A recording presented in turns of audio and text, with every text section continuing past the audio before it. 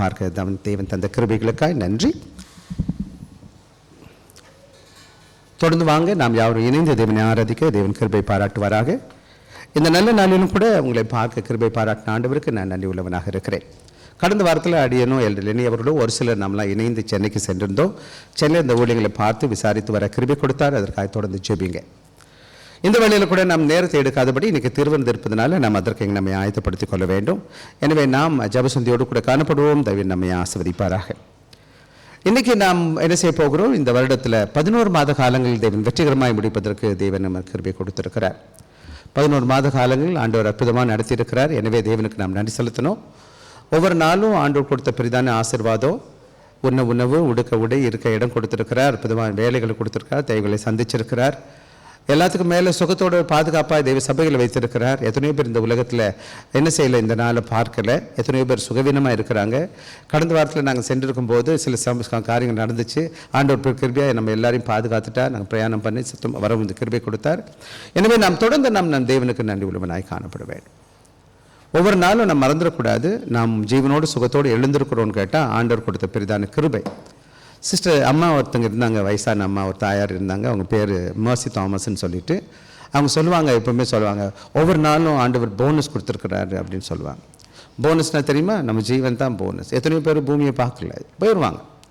நம்ம கூட பிறந்தோம். கல்லறைக்கு நான் போகும்போது, கல்லறைனா அதுவும் அடக்க ஆராதனை போகும்போது அங்கே அப்படியே நான் பார்ப்பேன், அந்த வயசெல்லாம் பார்ப்பேன். நான் பாவம் 3 நாள் பிறந்த குழந்தை, 1 நாள் பிறந்த குழந்தை, 5 மாதம், 1 வருஷம், 5 மாதம், இந்த மாதிரி வித்தியாசமான நேரங்களில் நம்மளோட சின்ன குழந்தைங்க பிள்ளைங்களாம் போயிடுவாங்க. வயசானவங்க போனாச்சும் மூத்தவங்க போயிட்டாங்கன்னு சொல்லலாம். சின்ன பிள்ளைங்களாம் இன்றைக்கி என்னையும் உங்களையும் கர்த்தர் பாதுகாத்திருக்காரு. விசேஷமாக இந்த வருடத்தில் கர்த்தர் நம்ம ஜீவனோடு சுகத்தோடு பாதுகாத்தது மாத்திரம் இல்லை, அவரோட பாதத்தில் கொண்டு வந்திருக்கிறார். அவரோட மகிமைப்படுத்த முடியாது. எனக்கு இதுவே நாம் 11 மாத காலங்கள் என்ன பண்ணியிருக்கோம்னு கேட்டிங்கன்னா, கடந்த 11 மாத காலங்கள் ஒவ்வொரு மாதமும் ஒரு தனிப்பட்ட கருத்தை எடுத்து ஒவ்வொரு கருத்தை குறித்து நம்ம பேசியிருக்கிறோம். நீங்கள் கேட்டிருப்பீங்கன்னு நினைக்கிறேன். சில கேட்க முடியலன்னா எல்லாமே யூடியூப்பில் இருக்குது. ஒவ்வொரு மாதம் ஜனவரி மாதத்துலேருந்து தொடங்கி என்ன செய்யலாம், நீங்கள் கேளுங்க, கேட்டுட்டு மற்றவங்களுக்கு அனுப்பி கொடுங்க. அது பிரயோஜனம் இருக்கும். நான் எப்போ பேசினாலும் சரி, மற்றவங்க பேசினாலும் சரி. போன வாரம் காலையில் டிகன் ஆனந்த் பேசினார், சிறப்பாக பேசியிருந்தார். நீங்கள் கேட்டிருப்பீங்கன்னு நினைக்கிறேன். கேட்கலன்னா தயவுசெய்து போய் கேளு. மாலையில் பிரதர் ஜாஷுவா பேச வச்சுருந்தேன். அவர் பேச்ச செய்தியும் கேட்டிருக்கேன்.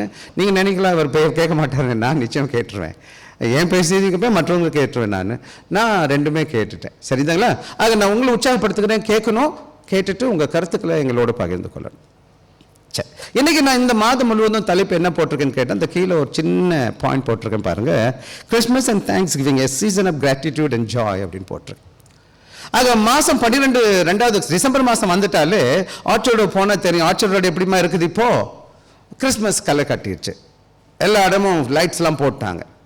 ஸோ என்ன நடக்குதுன்னு கேட்டால், உலகத்துக்கு கிறிஸ்மஸ் வந்துச்சோ வரலையோ, வியாபார நோக்கத்தோடு கூட என்ன பண்ணுறாங்கன்னு கேட்டிங்கன்னா, எல்லா இடங்களிலும் கலரான லைட் போட்டுட்டு பிஸ்னஸ் அப்போ தான் நல்லா சூடு பிடிக்கும்னு சொல்லிட்டு நிறைய காரியங்களை ப்ரொமோட் பண்ணிகிட்டு இருப்பாங்க. இந்த உலகத்திலே விமர்சையாக கொண்டாடப்படுகிற ஒரே ஒரு ஃபெஸ்டிவல் எதுன்னு கேட்டிங்கன்னா அதுதான் கிறிஸ்மஸ். உலகம் முழுவதும் அட்லீஸ்ட் எல்லா 90% மக்கள் என்ன செய்கிறாங்க, கிறிஸ்மஸ் காலங்களை கொண்டாடுகிறதுக்கு தங்களை ஆயத்தப்படுத்திக்கிறாங்க. உலகமே என்ன செய்து கொண்டாடுகிற ஒரு கிறிஸ்மஸ்.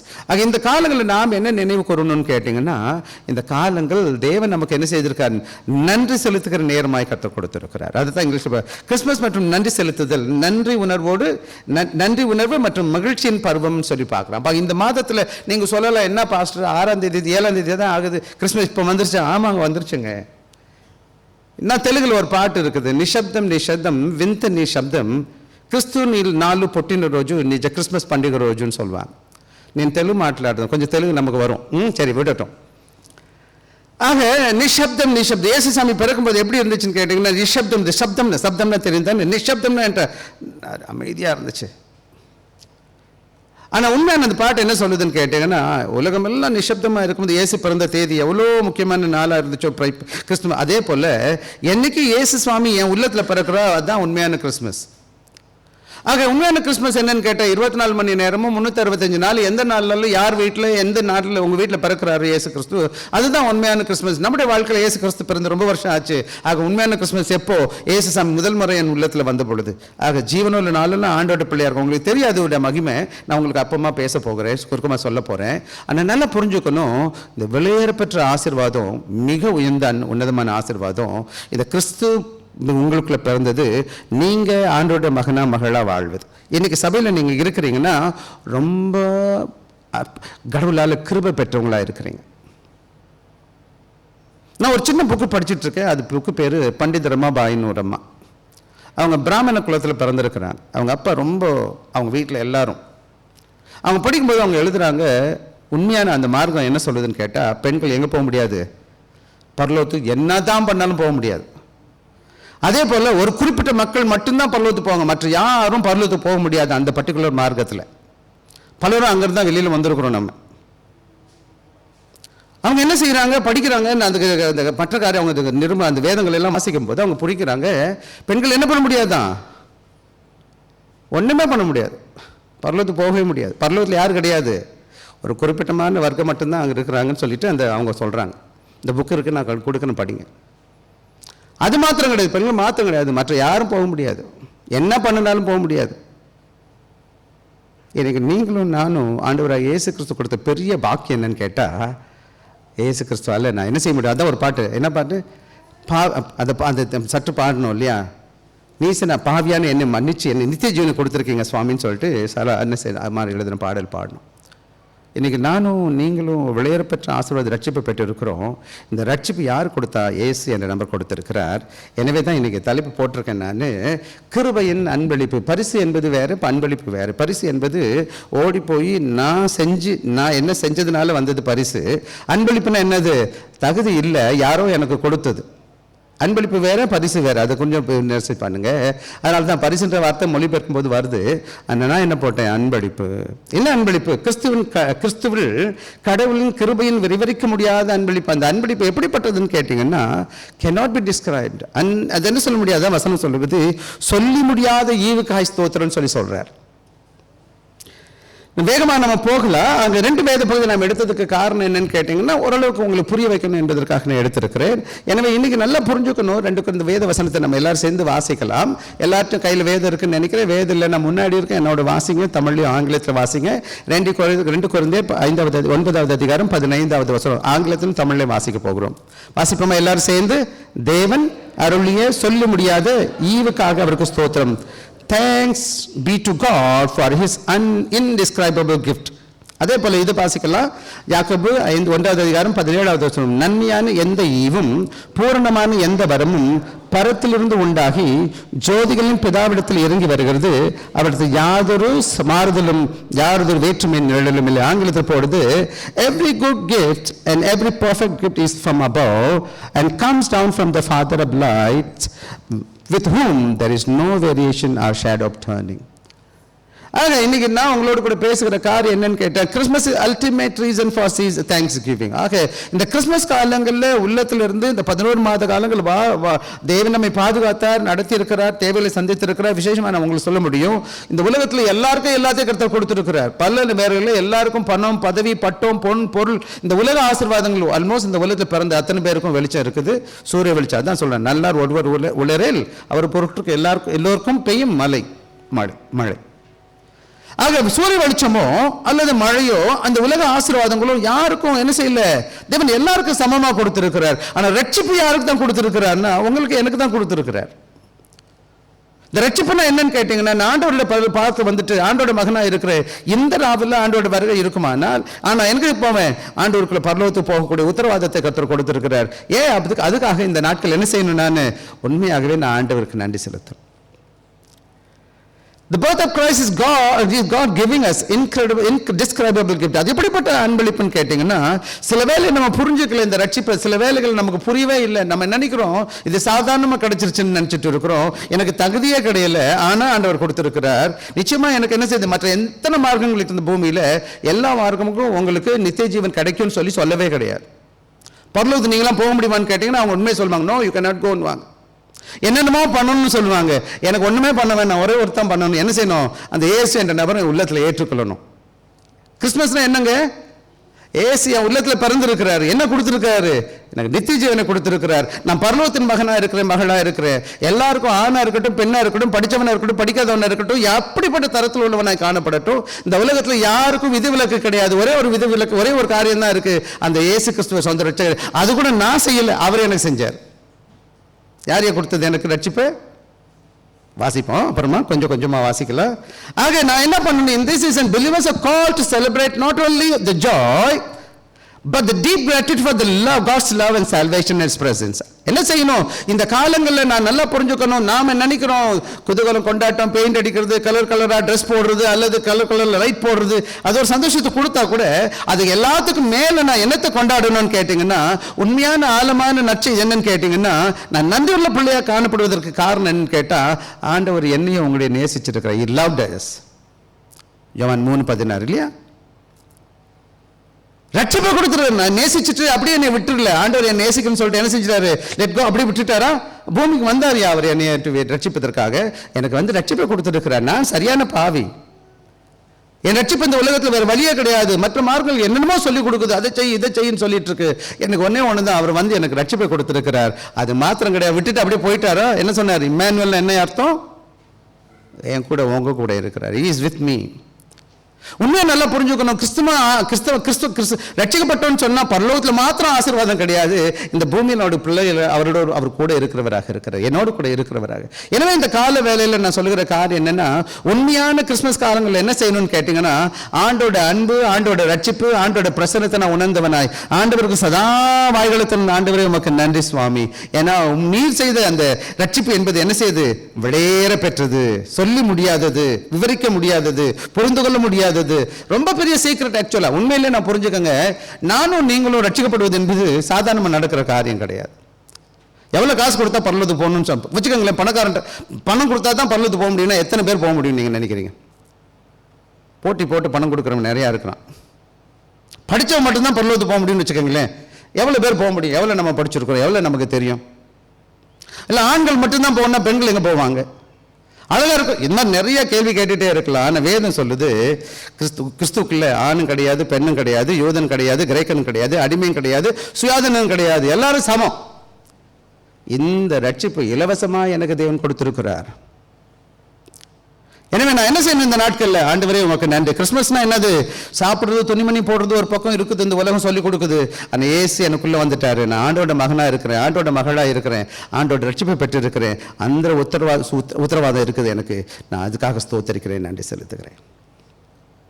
சுருக்கமா ஒரு சில காரியங்கள் கிருபையை பற்றி நான் சொல்லிடுறேன். கிருபை என்றால் என்ன பாருங்க. கிரேஸ் கிறிஸ்துவில் 2 வாசிக்கலாம். எபேசியர் 2வது அதிகாரம் 8-9 வேகமாக வாசிப்போம், நேரம் இல்லை, வாசிப்போம்.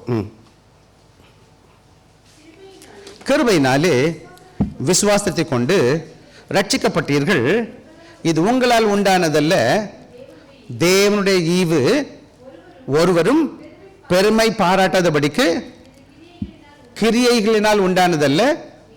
ஏன் போதும், எதனால நடக்கல?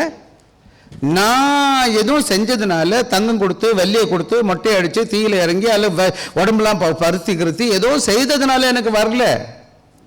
அல்ல மற்ற காரியங்கள் சொல்ற மாதிரி எங்கெங்கயோ போகணும்னு அல்ல, கிடையாது. எந்த புனித ஸ்தலத்துக்கும் நான் போக வேண்டியதும் இல்லை. என்னுடைய ஆண்டவர் எனக்கு அன்பளிப்பாக கொடுத்திருக்கிறார். அதுக்காக நான் எந்த பிரயாசம் படலை, அவர் எனக்கு கிருபையாக கொடுத்திருக்காத வேத வசனம் சொல்லுது. 2வது முக்கியமான காரியம் என்னன்னு கேட்டீங்கன்னா, இது எப்படிப்பட்ட அபரிமிதமான கிருபை, எல்லாருக்கும் சமமாக கொடுக்கப்பட்ட கிருபையின் மேல் கிருபை, கிருபையின் மேல் கிருபை. வேக நேரம் ஆயிடுச்சு, அது போயிடுவோம். The grace indescribable, the power, beauty and wonder God's gift. இந்த இது ஏன் அவர் விவரிக்க முடியாது, சொல்ல முடியாதுன்னு சொல்றாருன்னு கேட்டீங்கன்னா, அதோடைய ஆழம், அது அழகு நம்ம புரிஞ்சுக்க முடியல, அவருடைய வல்லமை நமக்கு தெரிஞ்சுக்க முடியாது. அது இன்னும் சொல்ல போனா அதோடைய காம்ப்ரிஹெண்ட் பண்ண முடியல அந்த ஆச்சரியத்தை. எப்படி இந்த உலகத்தை படைத்த தேவன் இந்த பூமியில வந்து உங்களை போல என்ன போல சாதாரண ஒரு பாவிக்காக மதிப்பாராயா? வருவாராயா? முடியுமாயா? எத்தனையோ பணக்காரர் இருக்கான், ஒருத்தர் ஒன்று சின்ன உதவி செய்வானா எனக்கு? இந்த உலகம் படைத்த ஆண்டவர் என்ன செய்கிறார்? பூமியில வந்து ஒரு சாதாரண வேலைக்காரனை போல இருந்து சீஷர்களுடைய கால்களை கழுவி என்னுடைய பாவத்துக்காக சிலுவையில மறிச்சு அவர் செத்து ரத்தம் சிந்தி அவர் மீட்பை எனக்கு கொடுத்திருக்கிறார். எப்படிப்பட்ட இந்த ரட்சிப்பு! எனவே எவ்வளவு பெரிய ரட்சிப்புயா இது! எந்த அளவுக்கு நான் தகுதி உள்ளவனா இருக்கிறேன் நீங்க நினைக்கிறீங்க? இதை நான் பெற்றுக்கொள்ள நான் எதுவும் செய்யலை. வேதம் ரொம்ப கிளியராக சொல்லுது, அவருடைய அன்பால் அவர் என்னை மீட்டிருக்கிறார், ரட்சித்திருக்கிறார், அவருடைய மகனா மகளா வாட்டியிருக்கிறார். நம்ம எவ்வளோ விசேஷமானவங்களா இருக்கிறோம் இந்த கால வேலையில். ஒவ்வொரு நாளும் சபையில் உட்காரும்போது மனசில் வச்சுக்கணும், ஐ எம் வெரி ஸ்பெஷல். கடவுள் என்னை தெரிஞ்சுக்கிட்டார், அவரோட மகனா மகளா. இந்த வெளியேற்பட்ட ரட்சிப்பு பாருங்களேன், நாங்களாம் கடவுள் அறியாத பின்னணியில் நான் வந்தவன். இங்கெல்லாம் நினச்சி கூட நான் பார்க்கல, நான் இங்கெல்லாம் உட்காந்துருப்பேன், நான் நின்றுட்டு உங்கள்கிட்ட முன்னாடி பேசுவேன்னு சொல்லிட்டு. ஆண்டவர் என்னை தெரிஞ்சுக்கிட்டார், உங்களை தெரிஞ்சிருக்கிறார். இந்த ரட்சிப்பில் ஆழமோ அகலமோ இது ஆச்சரியமோ நம்ம கண்ணில் பட தெரியல. ஏன்னு கேட்டால் ரொம்ப சாதாரணமாக எடுத்துக்கிட்டது. ரட்சிப்பு என்பது எப்படியோ நம்ம இலவசமாக கிடைச்சிச்சு, அதோட மரியாதை தெரியல. ஆனால் ஆண்டோடைய அன்பின் அகல ஆழம் உங்களுக்கு நம்ம புரியல. எனவே இந்த கால வேலை நான் சொல்லுகிற காரியம் கிருபை நான் என்னன்னு கேட்டிங்கன்னா, நான் எதுவும் செய்ததுனால இல்லை. அப்படி செய்தால் என்ன கிடையாது, அது மெரிட்னு சொல்லுவோம் நம்ம. அது கிரேஸ்னா என்னது கேட்டிங்கன்னா, தகுதி இல்லாதவனுக்கு கொடுக்கப்படுகிற வெகுமதி. இன்னைக்கு நீங்களும் நான் இந்த இடத்துல உட்காந்துருக்கோம்டா, ஆண்டோட வெறும் கிருபையினால உட்காந்துருக்கோம். எனவே நான் ஒரு காரியங்கள் வேகமாக நான் சொல்லிட்டு, the giver of the gift, the character of the கிரேஸ்ன்னு பார்க்கலாம். ஒன்று வாசிக்கலாம், இந்த வேத பகுதியை எடுத்துக்கங்க எனக்காக, எடுங்க பார்க்கலாம். யாக்கோபு 1:17 வாசிக்கலாம் எனக்காக. நன்மையான எந்த ஈவும் பூரணமான எந்த வரமும் பரத்திலிருந்து உண்டாகி ஜோதியுடைய பிதாவிடத்திலிருந்து. அதாவது முதல்ல நமக்கு தெரியணும், இந்த இது எங்கேருந்து வருதுன்னு கேட்டிங்கன்னா, இந்த சோர்ஸ் எங்கே இருக்குது, இந்த மூலதாரம் எங்கே இருக்குன்னு கேட்டிங்கன்னா, அவர் எப்படிப்பட்டவராக பரிபூர்ணராக இருக்கிறார். அந்த வேதம் சொல்லும் போது சொல்லுது, என் நன்மையான எந்த ஈவும் பூரணமான எந்த வரும் பரத்திலிருந்து உண்டாகி. எங்கிருந்து வருது? இது பருவத்திலிருந்து வந்திருக்குது, பூமியிலிருந்து வரல. எந்த மனிதனும் எனக்கு மனுஷன் கொடுக்கல. At Christmas we celebrate the greatest gift didn't originate in a store, a workshop, a human effort. அப்படின்னா என்னது, எங்கேயோ இருந்து வந்து மனிதனால மனித காரியங்களை வந்தது கிடையாது. அதுக்கு பதிலாக இது எங்கேருந்து வருதுன்னு கேட்டிங்கன்னா, அது வேதம் சொல்லும் போது அதான் இங்கே சொல்லுவது ஒரு ஊழியக்காரர் சொல்கிறாரு, இட் டிசெண்டட் ஃப்ரம் above, மேலிருந்து வருது. The cradle of Bethlehem was connected to the throne of heaven. ஆண்டவராக இயேசு கிறிஸ்து பிறக்கிறாரு எங்கே? பெத்லஹேமில் ஒரு மாட்டு தொழுவத்தில். அது எங்கே தொடர்புடையதாக இருக்குது? பரலோகத்துக்கும் அந்த தொடர்பு எங்கே இருக்குது? அந்த இடத்துல காணப்படுது. இயேசு கிறிஸ்துவோட சத்தம் முதல்ல கத்தம் கேட்குது. அது என்னன்னு கேட்டால் டிவைன் வாய்ஸ். அது யாருடைய சத்தம்? தெய்வீக வார்த்தை. என்ன சொல்லுதுன்னு கேட்டிங்கன்னா, மனிதனுடைய பாவத்திலிருந்து தேவன் மீட்பதற்காக மீட்பர் பிறந்திருக்கிறார். இந்த கால வேலையில் நீங்களும் நானும் நல்ல கிறிஸ்மஸ்னா என்னன்னு செலிப்ரேட் பண்ணுறதுக்காக மாத்திரம் கடவுள் வைக்கல. நான் ஆண்டோட மகனாக மகளாக என்னுடைய உள்ளத்தில் கர்த்தர் என்ன செஞ்சிருக்கிறார், இந்த வெளியேறப்பட்ட இந்த கிறிஸ்மஸ் காலங்களில் கொண்டாடுவதற்கு தேவன் கொடுத்த வாய்ப்பு என்னன்னு கேட்டால், தேவன் பரத்திலிருந்து தம்முடைய குமாரனாக இயேசு கிறிஸ்துவை அனுப்பியிருக்கிறார். அது எப்படிப்பட்ட தேவன் இருக்கிறான்னு கேட்டிங்கன்னா, ஆங்கிலத்தை சொல்லும்போது எனவே நான் இந்த கால வேலையில் என்ன சொல்வேன்னு கேட்டிங்கன்னா, நம்ம என்ன செய்யணும்னு கேட்டிங்கன்னா, நன்றியோடு கூட இந்த காலங்களில் நாம் என்ன செய்யணும், தேவன் செய்த நன்மையான ஈவுகளை பகிர்ந்து கொள்ளணும். ஆண்டோட அன்பளிப்பை கொடுத்துருக்கிறார். கிறிஸ்து என்பது தேவன் கொடுத்த பெரிதான அன்பளிப்பு என்னுடைய லைஃப்பில், உங்கள் வாழ்க்கையில் ரட்சிக்கப்பட்டிருக்கேன் நான். எனவே நான் இந்த அருமையான கால வேலை சொல்கிற என்னன்னு கேட்டால், தேவன் எப்படி அனுப்பினார்? இந்த தேவன் என்னதான் இந்த உலகத்தில் கொடுக்கப்பட்ட அன்பளிப்பிலே உயர்ந்த அன்பளிப்பு யாருன்னு கேட்டிங்கன்னா, அந்த சகல ஆசீர்வாதங்களுக்கும் காரணராகிய தேவன் இந்த உலகத்தில் என் தேவையை சந்தித்திருக்கிறார். விசேஷமாக தங்கம், வெள்ளி, பொன், பொருள், ஆஸ்தி, வேலை, வெற்றி, இதெல்லாம் கடவுள் கொடுத்துரு. எல்லாருக்கும் இருக்குது, எனக்கும் இருக்குது, அதோ அவர் கொடுத்துருக்காரு. இருக்கிறதுலே வெளியேறப்பட்ட ஆசீர்வாதம் என்னதுன்னு கேட்டால், உலகம் கொடுக்கக்கூடாத ஆசீர்வாதம் என்னன்னு கேட்டிங்கன்னா, அன்பளிப்பு என்னன்னு கேட்டால், அதுதான் ஆண்டவராக இயேசு கிறிஸ்து பரலோகத்திலிருந்து வந்திருக்கிறார். எனவே இந்த காலங்களில் வெளியேறப்பட்ட தேவன் எனக்கு அப்படிப்பட்ட ஆசீர்வாதத்தை கொடுத்திருக்கிறார். எனவே நான் நன்றியுள்ள இருதயத்தோடு கூட என்ன செய்ய போகிறேன், இயேசு கிறிஸ்து பிறப்பை நினைத்து பார்த்து நான் என்ன செய்ய போகிறேன்னு கேட்டிங்கன்னா, உங்கள் வாழ்க்கையில் இத்தனை இந்த 11 மாத காலங்களில் அல்லது இதுக்கு முன்னாடி ஆண்டவர் செய்த எல்லா காரியங்களும் ஒரு பேப்பர் எடுக்க போகிறீங்க, எல்லாத்தையும் எழுத போகிறீங்க. ஜனவரி மாதத்தில் என்ன செஞ்சார், பிப்ரவரியில் என்ன செஞ்சார், ஒவ்வொரு மாதமும் ஆண்டவர் எனக்கு என்னென்ன செய்தார், ஒவ்வொரு குடும்பத்தில் உள்ள எல்லாரும் செய்ய போகிறீங்க. என்ன செய்ய போகிறோம், ஒரு பேப்பரில் எழுத போகிறீங்க. பேப்பரில் எழுதி என்ன செய்ய போகிறீங்க, ஒவ்வொருத்தரும் எழுதி அது ஒட்டி என்ன பார்க்க போகிறீங்க, எவ்வளோ நன்மையான காரியங்களை கர்த்தர் செய்திருக்கிறான்னு பார்க்க போகிறோம். இது இங்கிலீஷில் சொல்லுவாங்க, என்ன சொல்லுவாங்கன்னு கேட்டிங்கன்னா, கிராட்டிடியூட் செயின் சொல்லுவாங்க. செயின் என்ன செயின், இது என்ன சங்கிலிமா, நன்மை, அதாவது நன்றி உள்ள அறிதல் உள்ள செயின் சொல்லுவோம். அது மாத்திரம் கிடையாது. எப்படிப்பட்ட தேவனிலிருந்து வந்துச்சுன்னு கேட்டிங்கன்னா, த நேச்சர் இஸ் அன்சேஞ்சிங், மாறாத தேவன். அதான் வசனம் சொல்லுவது, அவரிடத்தில் யாதொரு மாறுதலும் யாரொரு வேற்றலும் நிலையிலும் இல்லை. அப்படி எப்படி கிடையாதுன்னு கேட்டிங்கன்னா, இந்த உலகத்தில் சூழ்நிலை மாறும், உறவுகள் மாறும், நம்முடைய வாழ்க்கையில் நம்முடைய இருதயம் மாறி மாறி வரும். இன்றைக்கி நேசிப்பாங்க, நாளைக்கு மாறிடுவாங்க. இன்றைக்கி நல்லவரும் சொல்லுவாங்க, நாளைக்கு கெட்டவரும் பேசுவாங்க. உலக மக்கள் மாறுது, உலகத்தை என்னென்னமோ மாறிக்கிட்டு இருக்குது. ஆனால் நம்முடைய ஆண்டவர் எப்படிப்பட்டவராக இருக்கிறார், அப்போதும் மாறாதவராக, இஸ் கான்ஸ்டன்ட் கிவர். ஆண்டவருடைய உண்மையான இன்னொரு பேர் என்ன, கிவர். இந்த உலகத்தில் கொடுப்பவர். அவருக்கு பல பேருக்கு ஆண்டவருக்கு இல்லையா? ஆண்டவருடைய ஒரு பேர் என்னன்னு கேட்டிங்கன்னா, அவர் கொடுப்பவர். நம்ம வாங்குறவங்க எப்போ பார்த்தாலும் எப்படிங்க, ஆண்டவரே கொடுங்க, ஆண்டவரே கொடுங்க, ஆண்டவரே. அவர் எப்பயும் மாறவே மாட்டார், கொடுத்துக்கிட்டே இருப்பார், கொடுத்து கொண்டே இருக்கிற தேவன். தன்னை கொடுத்தார், தன் ஜீவனை கொடுத்திருக்கிறார், நமக்கு நித்தியவனை கொடுக்க வரப்போகிறார். இந்த உலக வாழ்க்கையில் அவர் கொடுக்கிறவராகவே இருக்கிறார். அவர் எப்போதும் நம்ம மாறுவாருன்னு மாற மாட்டார். இதுதான் இந்த சால்வேஷன் கால்வினிசமில் ஒரு முக்கியமான பாயிண்ட் என்னன்னு கேட்டால், ரட்சிப்பை எடுத்துருவாரா எடுக்க மாட்டாரையா? ஒரு முறை கொடுத்த ரட்சிப்பை எடுத்துருவாரா எடுக்க மாட்டாரா? என்னம்மா? எடுக்க மாட்டார். அவர் கொடுத்து மாறுவாரா மாற மாட்டாரா? மாற மாட்டாரா? Is unchanging God, isn't it? அவர் மாறாத ஆண்டவர் தானே, நேற்றும் என்று மாறாதவர் தானே. அப்போ இப்போ கொடுத்துட்டு வாங்கிடுவாரா? நம்மால் நிறைய பேருக்கு அதை சொல்கிறான். அப்படிலாம் கிடையாது பிரதர்.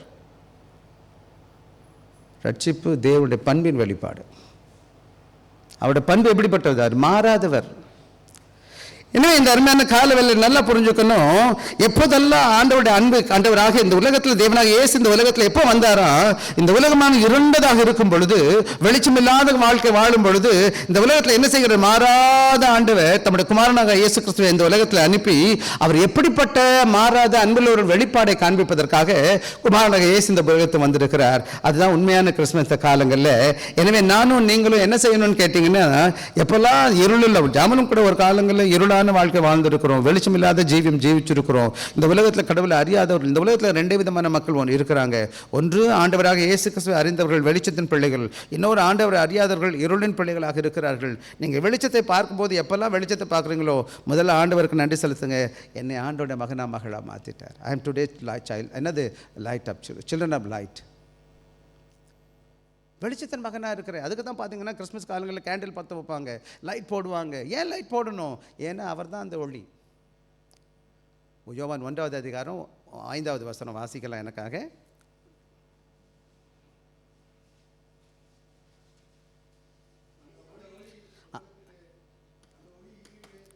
அந்த ஒளி இருளிலே பிரகாசிக்கிறது, இருளானது அதை பற்றி கொள்ளவில்லை. ஆக இந்த கால வேலையில் நம்ம என்ன பண்ணணும்னு கேட்டிங்கன்னா, இந்த சீசனில் நம்ம என்ன செய்யணும்னா, ஒரு காரியத்தை மறுபடியும் நினச்சிக்கணும். இந்த வெளிச்சம் ஆண்டவராக இயேசு கிறிஸ்துவை விளைக்கிறது. எல்லா வெளிச்சங்களும் இயேசு கிறிஸ்து. அது மூல வெளிச்சம் என்னன்னு கேட்டால் சூரிய ஒளி மாதிரி இந்த உலகத்தின் ரட்சிப்பின் ஒளி கொடுக்க ஒரே ஒரு ஆண்டவர் இருக்கிறத எஸ்விஎன் சன். இந்த உலகத்தில் எல்லாத்துக்கும் வெளிச்சத்தின் ஆதாரம் போல இந்த உலகத்துக்கு ரட்சிப்புக்கு ஒரே ஒரு வழி இருக்குன்னு கேட்டால் ஆண்டவராக இயேசு கிறிஸ்து, குமாரனாக இயேசு கிறிஸ்து. எனவே இந்த நல்ல வேலையை நம்ம நல்ல மனதில் வச்சுக்கணும்னு கேட்டிங்கன்னா, வாழ்க்கை மாறும், தரங்கள் மாறும், மனிதர்கள் மாறுவாங்க. ஆண்டவர் எப்போ என்ன செய்ய மாட்டார்? மாற மாட்டார். இன்னொரு முக்கியமான கதை வந்துடும். இப்போ வந்து கொரிந்தியர் 2வது அதிகாரம் 9வது அதிகாரம் 5வது வசனத்துக்கு வந்துடுவோம். போன வாரம் டீக்கன் ஆனந்த் பேசும்போது இந்த வேத பகுதியில் தான் வாசித்து பேசினார். 6, 7, 8 இந்த பகுதியை வாசித்தார். அதாவது பவுல் என்ன பண்ணுறாருன்னு கேட்டிங்கன்னா, பவுல் இந்த வேலையில் எதை பற்றி பேசிக்கிட்டு இருக்கிறாருன்னு கேட்டிங்கன்னா, கொடுக்கறத பற்றி பேசிக்கிட்டு இருக்கார். மனப்பூர்வமாக கொடுக்கணும், உள்ளத்திலேருந்து கொடுக்கணும்னு சொல்லி பேசிக்கிட்டு இருக்கார். ஏன்னா எல்லா ஆசீர்வாதமும் தேவன் கொடுத்துக்கிட்டு வந்தாருன்னு சொல்லி சொன்னவர். அவர் என்ன செய்கிறாரு? ஏன் நீங்கள் ஆண்டவருக்கு கொடுக்கணும் அப்படின்னு கேட்டிங்கன்னா, அவர் கொடுத்து வாசிக்கலாம். இந்த 15 வாசிப்போம், 2 வாசிக்கலாம் எனக்காக. தேவன் அருளிய சொல்லி முடியாத ஈவுக்காக அவருக்கு ஸ்தோத்திரம்னு போட்டிருக்கு. இப்போ கொஞ்சம் இதை பிரேக் பண்ணுவோம், நம்ம என்னன்னு பார்ப்போம். அவர் தொடர்ந்து வந்து 1வது அதிகாரத்துலேருந்து 14 வசனம் என்ன பேசுகிறாருன்னு கேட்டிங்கன்னா, ஆண்டவர் எவ்வளோ நமக்கு சிறப்பாக எல்லாத்தையும் கொடுத்துருக்கிறார், தேவையில் சந்தித்திருக்கிறார். நம்ம எப்படி ஆண்டவருக்கு கொடுக்கணும்னு கேட்டிங்கன்னா, என்னது கொடுக்கணும்னு கேட்டிங்க? எப்படி கொடுக்கணும்? நாம் உதாரத்துவமாக கொடுக்கணும். அந்த கொடுக்குறது எதை வெளிப்படுத்தணும்னு கேட்டிங்கன்னா, நம்ம உள்ளத்தின் வெளிப்பாடாக இருக்கணும், ஆழத்திலேருந்து வெளிப்படுத்தணும். என்ன ஆண்டவர் எவ்வளோ நான் நேசிக்கிறேன் என்பதை வெளிப்பாடாக இருக்கணும். அதனால தான் என்ன செய்ய, விசனமாக கொடுக்காதீங்க, கட்டாயமாக கொடுக்காதீங்க அப்படின்னு சொல்லிட்டு என்ன செய்யுங்க, உங்கள் மனசில் நியமித்தபடியே உள்ளத்திலேருந்து சந்தோஷமாக கொடுங்க. ஏன் நீங்கள் அப்படி கொடுக்கணும்னு கேட்டிங்கன்னா, அப்புறம் தான் கடைசியில் சொல்கிறார். அவர் என்ன சொல்கிறாருன்னு கேட்டிங்கன்னா, தேவன் அருளிய சொல்லி முடியாத அவருடைய ஈவுக்காய் ஸ்தோத்திரம். இப்போ முக்கியமாக பார்க்கும்போது என்ன பார்க்கணுன்னு கேட்டிங்கன்னா, இட்ஸ் அ பர்சனலிஸ்ட். ஒரு நபரை பற்றி பேசிகிட்டு இருக்கு. இந்த இடத்துல நல்ல கவனமாக கவனிப்பீங்கன்னு சொன்னால், யாரை பற்றி பேசுது இந்த ஈவு? யாரை பற்றிமா பேசுது? இயேசுவை பற்றி சொல்லுது. இந்த ஈவு எப்படிப்பட்டதுன்னு கேட்டிங்கன்னா, இட்ஸ் அ பர்சனல், நபராக இருக்கிறது. அவர் எப்படிப்பட்ட நபராக இருக்கிறான்னு பாருங்களேன். இந்த வேதம் சொல்லுதுன்னு கேட்டிங்கன்னா, அவர் என்ன பண்ணுறாருன்னு கேட்டிங்கன்னா, என்னதுன்னு கேட்டிங்கன்னா, இட்ஸ் அ தேங்க்ஸ் கிவிங். எப்படிப்பட்டதுன்னு கேட்டால் சிங்குலரில் இருக்குது. எத்தனை ஈவுகளாக இருக்குதா? ஈவாக இருக்குதாமா? முதலாவது ஈவுனா எத்தனை ஈவு? 1. ஏன் சிங்குலரில் இருக்குது? அது சொல்லி முடியாத ஈவு. மற்றதெல்லாம் ஈவுகள். பாட்டில் எழுதும்போதுக்கு ஈவுகளுக்கான் போட்டிருக்கு, அதில் சொல்ல முடியாத ஈவுகளுக்கான் போட்டிருக்குது. ஆனால் வேதம் சொல்லுது ஒரே ஒரு ஈவு தான், ஒரே ஒரு அன்பளிப்பு தான், ஒரே ஒரு கிருபையின் அன்பளிப்பு தான் அந்த அன்பளிப்பு. Paul doesn't that thanks for the gifts but for the indescribable gift. அது சொல்ல முடியாத ஈவு. ஏன் அப்படி சொல்கிறாருன்னு கேட்டிங்கன்னா, it's a person of Jesus Christ. யாருன்னு கேட்டால், அந்த அன்பளிப்பு யாருன்னு கேட்டால் இயேசு என்ற நபர் மட்டும்தான். அந்த இயேசு கிறிஸ்து என்ன செஞ்சுருக்கிறாருன்னு கேட்டிங்கன்னா, எனவே நமக்கு வாழ்க்கையில் என்ன செஞ்சுருக்கிறாரு? அவர் தான் நம்மோடு கூட இருக்கும்படி வந்திருக்கார். He gave himself grace embodied in the infant who is Emmanuel. என்ன செய்கிறாரு? அந்த அன்பளிப்பு யாருன்னு கேட்டிங்கன்னா, இந்த உலகத்தில் நமக்காக கொடுக்கப்பட்ட தேவன். அவர் எப்படிப்பட்ட வந்தார்னு கேட்டிங்கன்னா, நம்மோடு கூட இருப்பதற்காக வந்திருக்கிறார். God with us. தேவன் நம்மோடு கூட இருப்பது. அது என்ன சொல்கிறான்னு கேட்டிங்கன்னா, அது வசனம் சொல்லும்போது இன்னொரு விதத்தில் சொல்லும்போது சொல்லுது, என்ன செய்யுதுன்னு கேட்டிங்கன்னா, grace transforms grace into abstract relationship with reality அப்படின்னு சொல்கிறாங்க. அப்போ இயேசு கிறிஸ்து இதுவரை கிருபன் பேசணும். அந்த அன்பளிப்பு எப்படிப்பட்டதுன்னு கேட்டால், பல வேலைகளில் ஒரே ஒரு இணை மனிதனாக இந்த உலகத்தில் வந்து நம்மோடு கூட உறவு கொள்வதற்கு எது செஞ்சிருக்கார்? வந்திருக்கிறார். மற்ற அன்பளிப்புலாம் ப்ராக்டிக்கலாக நீங்கள் பார்த்தீங்கன்னா, ஏதோ ஒரு பொருளாக இருக்கும், அது நேரடியாக எனக்கு தொடர்புபடுத்த முடியாது. வாகனமாக இருக்கலாம், கம்ப்யூட்டராக இருக்கலாம், ஃபோனாக இருக்கலாம், மற்ற உணவுப் பொருட்களாக இருக்கலாம். ஆனால் இந்த இந்த அன்பளிப்பு எப்படிப்பட்டதுன்னு கேட்டிங்கன்னா, ஒரு நபர். அந்த அன்பளிப்பு ஆண்டவரை இயேசு கிறிஸ்து இந்த பூமியில் அவர் எப்படி வந்திருக்கார்? கிருபையின் அவதாரமாக வந்திருக்கிறார். எதற்கு வந்திருக்கிறார்? என்னோடு கூட உங்களோடு கூட உறவு கொள்வதற்கு. அதனால தான் அவர் எப்படிப்பட்டவராக இருக்கிறார்? இம்மானுவேலனாக இயேசு கிறிஸ்துவாக இருக்கிறார். Is with us. எனவே இந்த கால வேலையில் நல்லா புரிஞ்சுக்கணும், இந்த அன்பளிப்பு என்ன கிடையாது? பொன்னால் பொருளால் உலகத்தால் கொடுக்கப்பட்டது கிடையாது. இந்த பரத்திலிருந்து கொடுக்கப்பட்ட அன்பளிப்பு. இந்த அன்பளிப்பு உங்களோடு கூட உறவு கொள்வதற்கு இன்றைக்கி நீங்களும் நானும் இயேசு சாமி பிள்ளைகளாக இருப்பதற்கு காரணம் என்னன்னு கேட்டிங்கன்னா, அந்த ஆண்டவராக இயேசு என்ன செய்திருக்கிறார்? தாமே கொடுத்திருக்கிறார். அது மாத்திரம் கிடையாது. இந்த நாட்களில் நம்ம என்ன செய்யணும்னு கேட்டிங்கன்னா, இந்த ஆண்டவராக இயேசு கிறிஸ்துவை நம்ம என்ன செய்யணும்? நம்ம வாழ்க்கையில் ஒவ்வொருவரும் என்ன செய்ய பற்றிக்கொள்ள வேண்டும். இந்த தனிப்பட்ட இயேசுவை தன் இல்லத்தில் வாழ்க்கையில் முக்கியமாக வைக்க வேண்டும். அது மாத்திரம் கிடையாது, நம்மளோட குடும்பத்தில் உள்ள மற்றவங்களுக்கும் பகிர்ந்து கொடுக்கணும் இயேசு கிறிஸ்துவை, அந்த உறவை. இந்த காலங்களில் கார்டு எழுதலாம், கிஃப்ட் வாங்கி கொடுக்கலாம். ஆனால் எல்லாத்துக்கும் மேலே பெஸ்ட் கிஃப்ட் என்ன நீங்கள் கொடுக்கலாம்? இயேசு என்ற நபர் கொடுக்கணும். அடுத்த முக்கியமான காரியம் என்ன சொல்கிறாருன்னு கேட்டிங்கன்னா, அந்த ஈவு எப்படிப்பட்டதான்னு கேட்டால், சொல்ல முடியாததாக இருக்கிறது. எப்படிப்பட்டதாக இருக்குதும்மா? சொல்ல முடியாததுன்னா என்ன அர்த்தமா? அதை ஆங்கிலத்தில் போட்டிருக்கேன். கிரீக்கில் வேர்டு அனெக்டியாகெட்டாஸ்ன்னு போட்டிருக்கு. இன்எக்ஸ்பிரசிபிள் அப்படின்னா என்னது? சொல்ல முடியாதது. இம்பாசிபிள் ஃபுல்லி ரீகவுண்ட் அப்படின்னா என்னது? நம்ம முழுமையாக புரிஞ்சுக்க முடியாது. Human life fail to contain the wonders of incarnation. உண்மையாக ஆண்டவருடைய படைப்பை பார்க்கும்போது, இயேசு கிறிஸ்துவ படைப்பு உலகத்தை படைத்த உலகம் கொள்ளாத ஆண்டவர், அதாவது என் சிந்தனைக்கு அப்பாற்பட்ட ஆண்டவர், நம்மளால் புரிந்து கொள்ள முடியாத ஆண்டவர். என்சைக்ளோபீடியா கடவுளை பற்றி எழுதும்போது என்ன செய்யறான்? 51 பக்கம் எழுதுறானா என்சைக்ளோபீடியா காட்னா என்ற ஒரு டாப்பிக்கில். அப்படிப்பட்ட உலகம் கொள்ளாத, மனிதனால் புரிந்து கொள்ள முடியாத, இந்த சின்ன மூளைக்கு எட்டாத ஒரு ஆண்டவர் இந்த பூமியில் எப்படி வருகிறார்? ஒரு சாதாரண குழந்தையாக பூமியில் என்னை போல உங்களை போல பிறக்கிறார். ஜான் வெஸ்லி என்ற ஊழியக்காரர் சொல்லுகிறார், உலகம் கொள்ளாத ஆண்டவர் என்ன செய்கிறாரா? மரியாதை வயிற்றில் தன்னைத்தானே என்ன சுருக்கி 6 அங்குலம் உள்ள எண்ணத்தில் வர்றாராம், கர்ப்பப்பையில் பிறக்கிறாரு, தன்னைத்தானே சுருக்கிக்கிட்டார் அப்படின்னு சொல்கிறார். எல்லாம் புரியுமான்னு கேட்டால் நம்ம பல வேலைகள் யோசிக்கவே மனசு என்ன செய்யுது? ரொம்ப பெரிய காரியம். அதைத்தான் இன்றைக்கி நீங்கள் பார்த்தீங்கன்னா, இந்த இன்கார்னேஷன் ஆண்டவர் இந்த பூமியில் உதிப்பது என்பது பலருக்கு புரியாத சுக்தி. பலர் இதெல்லாம் புரிஞ்சுக்கவே மாட்டாங்க. அது எப்படி நடக்கும், அது எப்படி நடக்கும்னு தான் கேட்டுட்டு இருப்பாங்க. ஆனால் ஆண்டவரால் முடியாத காரியம். Infinite become இன்ஃபைன். அதை இந்த உலகம் கொள்ளாத, புரிந்து கொள்ளாத மனிதன் தேவன் என்ன செய்கிறார்? இந்த உலகத்தில் ஒரு சிறு குழந்தையாக பிறக்கிறார். Creator become creature. இந்த உலகத்தை படைத்த மகா உன்னதமான சிருஷ்டிகர்த்தர் தன்னை சிருஷ்டியாக மாற்றிக்கொள்கிறார். The king of glory become helpless baby அப்படின்னு. இந்த உலகத்தை படைத்த மகா உன்னதமான மகிமையின் தேவன் என்ன செய்கிறார்? ஒரு குழந்தையாக இந்த பூமியில் பிறக்கிறத பார்க்கும். ஆக இந்த அருமையான கால வேளையில் சொல்லுகிற காரியம் என்னன்னு கேட்டிங்கன்னா, அன்பான சகோதரனே சகோதரியே, நம்முடைய ஆண்டவர் என்ன செய்கிறார்? எனவே தான் பல வேளைகளில் நாம் புரிந்து கொண்ட பாடலாக இருக்கட்டும், அல்லது நம்ம செய்தி பேசுகிற செய்தியாக இருக்கட்டும், நாம் கிறிஸ்துவை பற்றி பேசுகிற ஒவ்வொரு காரியங்களும் என்ன செய்யாதுன்னு கேட்டிங்கன்னா, இந்த மகா உன்னதமான ஆண்டவர் இந்த பூமியில் உதித்ததன் செய்தி எப்படி இருக்குன்னு கேட்டால், முழுமையாக நம்ம யாரும் புரிஞ்சுக்க முடியல. ஏன்னா என்னோடய அறிவு எப்படிப்பட்டதாக இருக்குது? கொஞ்சமாக இருக்குது. எனவே இந்த அருமையான கால வேளையில் நம்ம என்ன பண்ணணும்னு கேட்டிங்கன்னா, நாம் தேவனுக்கு உள்ளத்தின் ஆழத்திலிருந்து நன்றி செலுத்தணும். இந்த உலகத்தை படைத்த உன்ன தேவன் என்னை ரட்சிப்பதற்காக இந்த பூமியில் தன்னைத்தான் என்ன செஞ்சிருக்கிறார்?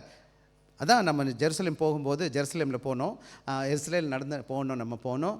அப்போ நம்ம என்ன செஞ்சோம், அந்த ஏரியாவில் நடந்து வந்தோம். என் ஆண்டவராக இயேசு இந்த பூமியில் வாழ்ந்த காலங்களில் எங்கே நடந்து தெரிஞ்சாரோ அந்த இடத்துக்குலாம் நான் போகணும். Where Jesus walked. என்னை மீட்பதற்காக இந்த உலகத்தில் படைத்த உன்னதமானது ஆண்டவர் என்ன செய்கிறார், சாதாரண மனிதனாக இந்த பூமியில் வந்து பாவமான மக்களோடு வாழ்ந்து இந்த என் பாவத்துக்காக மரித்து எனக்கு மீட்பை ஜீவனை கொடுத்துருக்கிறார். எனவே இது எந்த மார்க்கமும் இன்னும் இது புரிஞ்சுக்கிறதுக்கு உங்களுக்கு நேரம் வேணும், ஜெபம் வேணும், கற்றுக்கொள்ளணும், தேவ ஆவியன் உங்களுக்கு பேசணும். நான் சொல்கிறது எந்த அளவுக்கு புரியுதுன்னு எனக்கு தெரியல. நீங்கள் எவ்வளோ சீரியஸாக எடுத்திருக்கீங்கன்னு தெரியல உங்கள் ரட்சிப்பை குறித்து. ஏன் நம்ம சீரியஸாக நம்ம ரட்சிப்பை பார்க்க மாட்டோம்னு கேட்டிங்கன்னா, நீங்கள் நினைக்கிறீங்க இது ரொம்ப இலவசமாக கிடைச்சது. ரெண்டாவது, இது யார் கொடுத்தா நமக்கு தெரியல, உறுப்பியாக புரிஞ்சுக்கல. எதுவும் இலவசமாக கொடுத்தா அதுக்கு மதிப்பு கிடையாது, அதுதான் பிரச்சனை. ஆனால் உண்மையிலும் புரிஞ்சுக்கோங்க, என் தேவனாக இயேசு வரப்போகிறார். எந்த இயேசு கிறிஸ்து முதலாவது வருகையில் அவர் வந்து இந்த பூமியில் மனிதனாக பிறந்தாரோ, இந்த மகிமையின் தேவன் இந்த பூமியில் ஒரு குழந்தையாக வந்தாரோ, ஆனால் இனிமேல் வரப்போது எப்படி வரப்போகிறார், ராஜாதி ராஜா மகிமையின் ராஜாவை வரப்போகிறார். அப்பொழுது அந்த நம்மளுடைய கண்கள் பார்க்கும், அவருடைய பிள்ளைகளை நாம் அவர்களோடு எடுத்துக்கொள்ளப்படுவோம். ஆனால் ஒன்று நல்லா புரிஞ்சுக்கணும், முதல் வருகையில் வராமல் இருந்திருப்பாருன்னா இந்த ரெண்டாவது வருகையில் நம்ம பங்குல வந்து மாட்டோம். எனவே நானும் நீங்களை நல்லா புரிஞ்சுக்கணும். அதான் பவுல் சொல்லும்போது சொல்கிறாரு, அது சொல்லி முடியாத ஈவுன்னு சொல்கிறார். எப்படிப்பட்ட ஈவு அது? சொல்லி முடியாத ஈவு. எனவே நானும் நீங்களும் இந்த காலங்களில் என்ன செய்யணும்னு கேட்டிங்கன்னா, இந்த ரட்சிப்பில் நாமும் பங்குள்ளவர்களாய் காணப்படுகிறோம். இந்த வெளியேறப்பட்ட ரகசியத்தை தேவன் நமக்கு வெளிப்படுத்தியிருக்க அவருடைய பிள்ளையாக மாற்றியிருக்கிறார். எனவே நான் என்ன செய்யணும், இந்த காலங்களில் இந்த ஆண்டவர் யார் என்பதை நான் யோசித்து பார்க்கணும்.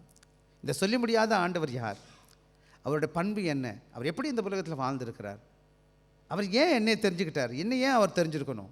எத்தனையோ பேர் இந்த மில்லியன் கோடிக்கணக்கான மக்கள் இருக்காங்க தானே, எத்தனையோ பேர் கடவுள் தெரிஞ்சுக்கலையே, ஏன் உங்களையும் என்னையும் தெரிஞ்சுக்கிட்டார்? கேட்டு பாருங்கள். இந்த காலங்களில் என்ன செய்யுங்கன்னு கேட்டிங்கன்னா, இந்த ஆண்டவராக இயேசு கிறிஸ்துவின் அறிய முடியாத ஆண்டவரை பிறருக்கு கொடுப்பதற்கு நம்ம நேரத்தை எடுத்துக்கொள்ளும். இப்போ நான் எப்படி இதை பெற்றுக்கொள்ளணும், receiving the gift response to கிரேஸ்ன்னு பார்க்குறோம். ஆக இந்த காலங்கள் எப்படி பெற்றுக்கொள்ளணும்னு கேட்டிங்கன்னா, இந்த அன்பளிப்பை எப்படி பண்ணணும், ரெஸ்பாண்ட் வித் கிராட்டிடியூட். எப்படி பண்ணணுமா, நன்றியோடு கூட. இந்த கிஃப்ட் இஸ் எப்போவுமே என்ன செய்யணும், எந்த அன்பளிப்பு தேவ பிள்ளைகள் கொடுத்தாலும். ஆனால் விசேஷமாக ஷெப்பர்ட்ஸ் இருக்காங்க. ஷெப்பர்ட்ஸ்னால் என்னது, மேய்ப்பர்கள் உட்காந்து தேவதூர்கள் வந்து சொல்லும் பொழுது அவங்க என்ன செய்யலை, அவங்க உடனே என்ன செய்கிறாங்க, அந்த செய்தியை ஏற்றுக்கொண்டாங்க. உடனே என்ன செய்கிறாங்க, தேடி வர்றாங்க ஏசாமியை பார்க்க. வந்து என்ன செஞ்சாங்கம்மா, அவங்கள ஆராதிச்சாங்க. அதே போல் சாஸ்திரங்கள் கேட்டாங்க, அவங்க ஒன்றுமே சொல்லலை, உடனே ஓடி வருவாங்க ஆண்டவரை பார்க்க. தங்கள் பொக்கிஷங்களை கொடுத்து தேவனை ஆராதித்தாங்க. இந்த சாயங்கால கால வேலையில் நான் என்ன பண்ணணும்னு கேட்டிங்கன்னா, ஆண்டவருக்கு நன்றியுள்ள இருந்து ஓடி வந்து, ஆண்டவரே நீர் என்ன செய்யணும், நாம் நம்முடைய இல்லத்தின் ஆழத்திலிருந்து தேவனை ஆராதிப்பதற்கு நம்ம ஆயத்தப்படுறது. எப்படி அந்த மேய்ப்பர்கள் தங்கள் வாழ்க்கையை ஒப்பு கொடுத்து ஆராதித்தாங்களோ, எப்படி சாஸ்திரிகள் வந்து தேவனை ஆராதித்தார்களோ, அதே போல் இந்த கால வேலையில் அவருடைய அன்பளிப்பின் ரட்சிப்பை பெற்ற நாம் இந்த உலகத்தில் வாழ்கிற காலங்களில் என்னோட கடைசி நாள் இருக்கிறவரை ஆண்டவருக்கு பிரியமான மகனாக அவர் ஆராதிக்கிற பிள்ளையாய் காணப்பட வேண்டும், பிறருக்கு சாட்சியாக காணப்பட. எனக்கு நல்லா தெரியும், அதாவது நான் ரட்சிக்கப்பட்ட காலங்களில் நான் காலையில் ஒரு இடத்துல நான் அண்ணா நகர் சென்னையில் நின்றுட்டு இருந்தேன். அன்றைக்கி காலையில் பார்த்தீங்கன்னா மக்கள் எல்லோரும் என்ன செய்கிறாங்கன்னு கேட்டிங்கன்னா, ஒரு ஞாயிற்றுக்கிழமை காலையில் எல்லோரும் கையில் பைபிள் வச்சுருக்குறாங்க, பாட்டு புக் வச்சுருக்காங்க, எல்லாம் அப்படியே போயிட்டு வந்துட்டு இருக்கிறாங்க. நான் நின்று பார்த்துட்டே இருக்கிறேன். நிறைய பேர் என்ன செய்கிறாங்க, தேவ ஆராதனை போயிட்டுருக்காங்க. கையில் எத்தனை பேருக்கு, எல்லார் கையிலையும் பைபிள் இருக்குது.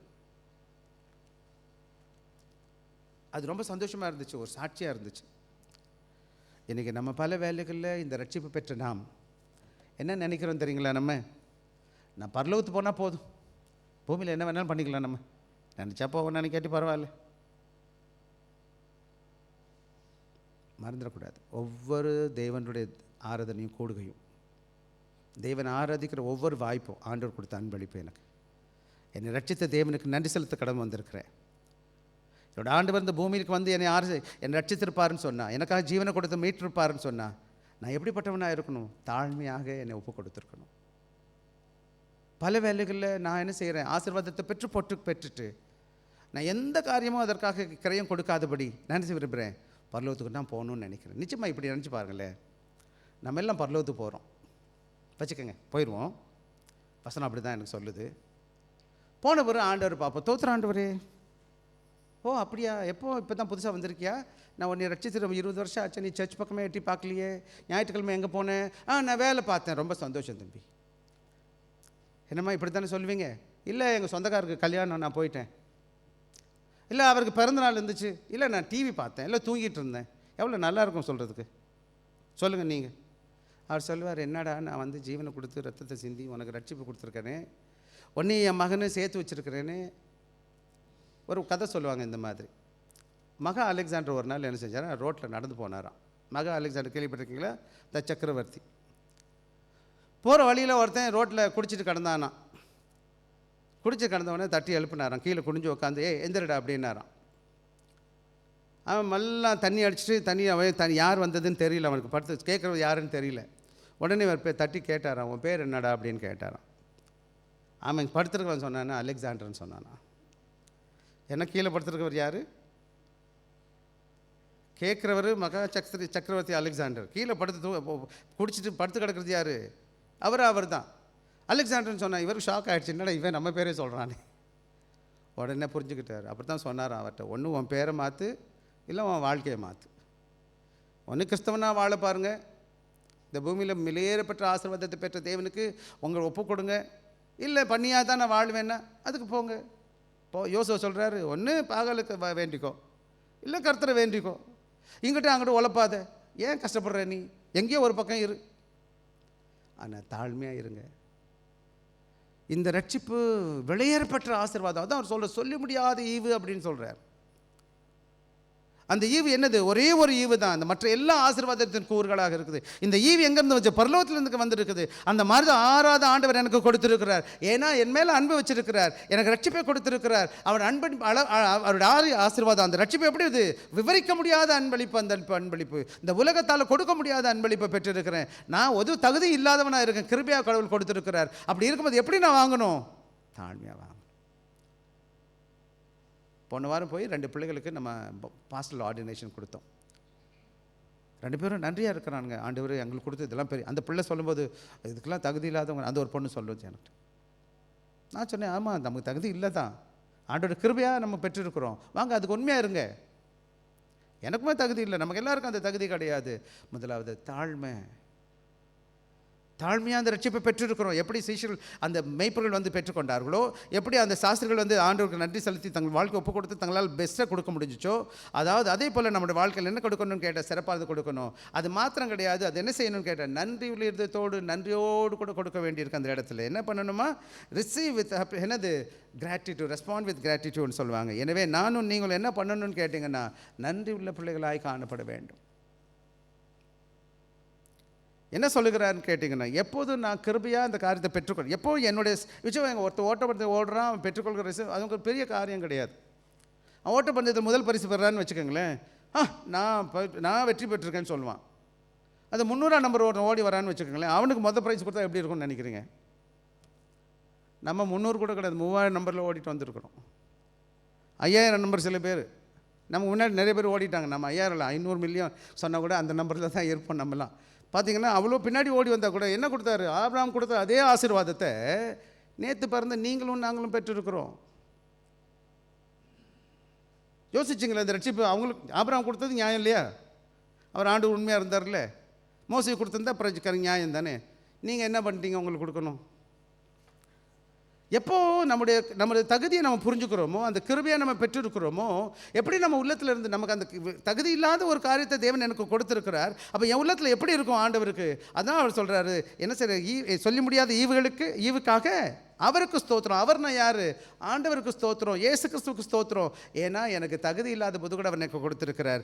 எனவே நானும் நீங்கள் என்ன செய்யணும்னு கேட்டிங்கன்னா, இந்த காலங்களில் எல்லாரும் என்ன பண்ணணும்னு கேட்டிங்கன்னா, ஒருத்தருக்கு ஒருத்தர் அன்பளிப்பை கொடுத்து, இந்த அன்பளிப்பு இலவசமாக எனக்கு கடவுள் கொடுத்துருக்கிறார், எனவே நான் நன்றியுள்ள பிள்ளையாக இருக்கிறேன் என்பது வெளிப்பாடாக இந்த காலங்களில் நாம் ஒருவர் விசாரிக்கணும், அன்பு செலுத்தணும்.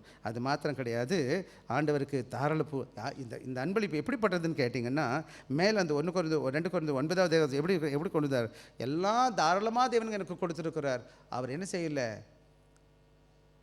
எனக்கிட்ட கஞ்சத்தனம் பண்ணலை. என் ரட்சிப்புக்கு இலவசமாக கொடுத்துட்டார், கருவியாக கொடுத்துருக்கிறார், தகுதி இல்லாத எனக்கு கொடுத்துருக்கிறார். அப்படி இருக்கும்போது நான் எப்படி என்னை கொடுக்கணும்? நான் எப்படி ஆண்டவருக்கு கொடுக்கணும்? நீங்கள் கொடுக்குற ஒவ்வொரு காரியமும், நீங்கள் சபையில் வந்து தேவன் ஊழியத்தில் செய்கிற ஒவ்வொரு காரியமும், நீங்கள் எந்தளவுக்கு தேவன் மேலே நம்பிக்கை உள்ளவர்களாக இருக்கேன், எந்தளவுக்கு உதாரத்துவமாக இருக்கேன் என்பது வெளிப்பாடு தான் நீங்கள் கொடுக்குறது, செய்கிற ஒவ்வொரு காரியம். உங்கள் விலையேறப்பட்ட ரட்சிப்பை நீங்கள் உண்மையாக புரிஞ்சுக்கிட்டீங்கன்னு சொன்னால் நீங்கள் சாதாரணமாக இருக்க மாட்டீங்க. Cannot be. அந்த பண்டித ரமாபாய் அம்மா படிச்சுட்டு இருக்கும்போது அந்த அம்மா சொல்லுது, நான் புராணங்கள்லாம் படித்து பார்த்தேன், நான் பரலோகத்துக்கு போக முடியாதுன்னு சொல்கிறாங்க, நாங்கள் மாற்றம் கிடையாது, மற்றவங்க எல்லோரும் போக மாட்டோம்னு சொல்கிறாங்க. அப்போ எப்படி? நல்லவேளை இயேசு என்ன செய்கிறாரு? எனக்கு இலவசமாக கொடுக்குறாரு. ஆண்டவர் ரட்சிப்பை என்ன செஞ்சுருக்கோம்? எப்படி வாசிக்கலாம்? எனக்கு ஒரு வேத பகுதி வாசிங்க எனக்காக. ரோமர் 5வது அதிகாரம் 8வது வசனம் வாசிங்க. நாம் பாவிகளாக இருக்கையில் கிறிஸ்து நமக்காக மரித்ததினாலே, அன்பான பிள்ளைகளே, நீங்களும் நானும் நல்லவங்களாக இருக்கும்போது உங்களுக்கு கொடுக்கல. நீங்கள் ரொம்ப பாராட்டுற மாதிரி வாழ்க்கை வாழும் பொழுது ஒன்றும் கொடுக்கல. உண்மையாக பார்த்தீங்க, இன்றைக்கும் நீங்கள் எந்த பெரிய மாற்றம்லாம் கிடையாது. ரட்சிக்கப்பட்டதுனால நீங்கள் சொல்லக்கூடாது, நான் ரட்சிக்கப்பட்டுட்டேன், ரொம்ப எனக்கு கோவமே வராதுங்க, நாங்கள் ஏமாற்றவே மாட்டேங்க, பொய் சொல்லவே மாட்டேங்க, நான் தங்கமான பிள்ளைங்க. சொல்லுங்கள் பார்க்கலாம், ஒருத்தர் மனசாட்சியை தொட்டு. அவருக்கு உங்களை பற்றி அப்போவும் தெரியும், இப்போவும் தெரியும், இனிமேவும் தெரியும். பாவிகளாக இருக்கையில் இல்லை, நீங்கள் இன்றைக்கி எந்த நிலையில் இருக்கிறீங்கன்னு அவருக்கு எல்லாருக்கும் தெரியும். எனக்கு மட்டும்தான் தெரியாது, உங்களுக்கு தான் ஒருத்தர் தெரியும். ஆனால் உங்கள் மனசாட்சி எங்கள் தொட்டு கேளுங்க, நீங்கள் எந்த அளவுக்கு நல்ல புருஷன் எல்லா மனுஷன் கேட்டு பாருங்கள். நம்ம எல்லாரும் தகுதி இல்லாதவங்க, பல வேலைகளில். ஆண்டவர் ரட்சிப்பு எப்போ கொடுத்தாரா? நான் பாவிகளாக இருக்கும்போது கொடுத்துருக்கிறார் இல்லையா? எனவே நானும் நீங்களும் ஆண்டோட அன்பு ஆக இந்த கால வேலையில், இந்த கிறிஸ்மஸ் காலங்களில் நல்லா புரிஞ்சுக்கணும். தேவனுடைய அன்பளிப்பு, தேவன் கொடுத்த கொடுப்பு இயேசு கிறிஸ்து என்ற நபர் மூலமாக எனக்கு ரட்சிப்பை கொடுத்திருக்கிறார். எப்படி கொடுத்திருக்கார்? நான் பாவிகளாக இருக்கும்போது கொடுத்திருக்கிறார். அது என்ன செய்ய முடியாது, அளவிட முடியாத அன்பளிப்பாக இருக்கிறது. அது மாத்திரம் கிடையாது, அப்படிப்பட்ட அன்பளிப்பை நான் புரிந்து கொள்ளும்போது நான் தேவனுக்கு நன்றியுள்ள மகளாக வாழுகிறவனாய் காணப்படுகிறேன். அது மாத்திரம் கிடையாது, எனவே கடவுள் எனக்கு கொடுத்திருக்கிறார், நான் திருப்ப தேவனுக்கு சந்தோஷமாக கொடுக்க வேண்டும், உதாரணம் கொடுக்கணும். அதன் மூலமாக தேவனை இந்த கால வேலையில் வாழ்க்கையில் மகிமைப்படுத்த கிருபை பாராட்டணும். எல்லா உலகத்தில் உள்ள சகல ஆசீர்வாதத்துக்கு மையம் யாருன்னு கேட்டிங்கன்னா, எல்லாமே எங்கேருந்து தான் வருகுதுன்னு கேட்டிங்கன்னா, ஆண்டவராக இயேசுவிலிருந்து வருகிறது. அதான் இங்கிலீஷ் போட்டு, Christ is centre of all gifts. இந்த உலகத்தில் உள்ள எல்லா ஆசீர்வாதத்துக்கும் மையம் எங்கே இருக்குது? கிறிஸ்து. Every blessing flow from the gift of Christ. ஆக நான் இந்த உலகத்தில் ஒவ்வொரு காரியத்தை எதுலேருந்து வெளியில் வரணும்னு கேட்டிங்கன்னா, ஏசு என்ற நபர் மூலமாக வரணும். எனவே அதிலிருந்து வருவதற்கு நன்றி செலுத்துவோம். ஒரே வர வார்த்தையை முடிச்சிடலாம். ஆக இன்றைக்கி 3 காரியங்கள் உங்களோடு கூட சுருக்கமாக சொன்னேன். இந்த அன்பளிப்பு, கிருபையின் அன்பளிப்பு, அது எங்கேருந்து வருது? தேவனிடத்துலேருந்து வருது. அது மாத்திரம் கிடையாது, கொடுத்தவர் யார், எப்படி இருக்கார், அந்த அன்பளிப்பே கிருபையின் மையமாக, கிருபையின் உள்ளடக்கமாக காணப்படுகிறது. அது மாத்திரம் கிடையாது, பெற்றுக்கொள்கிற நாம் தாழ்மையோடு கூட, கீழ்ப்படிதலோடு கூட, மற்றவர்கள் உதாரணமாக கொடுக்க நம்ம தேவன் நமக்கு கிருபை கொடுப்பாராக. இந்த காலங்களில் இந்த மனதில் வச்சுக்கோங்க. அதாவது நீங்கள் ரட்சித்தது இது விலையேற பெற்ற ஆசீர்வாதம். அதான் அவர் சொல்கிறாரு, சொல்லி முடியாத ஈவு, அதற்கு ஸ்தோத்திரம்னு சொல்கிறார், நன்றி செலுத்துகிறவராக இருக்கிறார். அந்த ஈவு இயேசு கிறிஸ்துவே. அந்த காலங்களில் அந்த இயேசுவை மையமாக எடுத்து ரட்சிக்கப்பட்ட நாம் அவருக்காக வாழ தேவன் நமக்கு கிருபை கொடுப்பாராக. நாம் ஜெபிப்போம். ஜீவனுள்ள கர்த்தாவே, இந்த நாளிலும் அது பிள்ளைகளாக ஒன்று கூடி வந்து இந்த கிறிஸ்மஸ் காலங்களிலும் இந்த ஆண்டு வரை 12வது ஆண்டில் மாதத்தில் உமது பிள்ளைகளாய் கூடி வந்து நன்றி செலுத்து வண்ணமாய் கூடி வந்திருக்கிறோம் சுவாமி. வெளியேறு பெற்ற ஆசீர்வாதத்தை பெற்ற நாங்கள் தொடர்ந்து உமக்காக வாழ எங்களுக்கு கிருபை பாராட்டும். இந்த வெளியேறு பெற்ற நற்செய்தியை பெற்ற நாங்கள் சுவாமி பிறருக்கு எடுத்து செல்லவும், இந்த உறவின் அன்பளிப்பை பெற்ற நாங்கள் இந்த உறவை மற்றவர்களுக்கு பகிர்ந்து கொடுக்கவும் எங்களுக்கு கிருபை பாராட்டும். இந்த காலங்களில் எவ்வளோ செலவுகள் செய்கிறோம், என்னென்னமோ செய்கிறோம் சுவாமி. உமக்கும் அது ஊழியத்திற்கும் கொடுத்து உதவுவதற்கு கர்த்தர் கிருபை தாரும். நிறைய காரியங்களை வாய்க்கப்பண்ணும். எங்களோடு பேசியதற்காக ஸ்தோத்திரிக்கிறோம். இயேசு கிறிஸ்துவின் இனிய நாமத்தில் கேட்கிறோம் நல்ல பிதாவே, ஆமென். இந்த வேளையில் திருவிருந்து மேசை நமக்கு திறந்து வைக்கப்பட்டிருக்கிறது. திருவிருந்து நம்மை நாமே ஆயத்தப்படுத்திக் கொள்ளலாம். 1 கொரிந்தியர் 11வது அதிகாரத்தை நாம் எடுத்துக்கொள்ளலாம். உங்களுக்காக நான் வாசிச்சுட்டு திரும்பி நாம் யாவரும் திருவிருந்தில் பங்கு கொள்வோம்.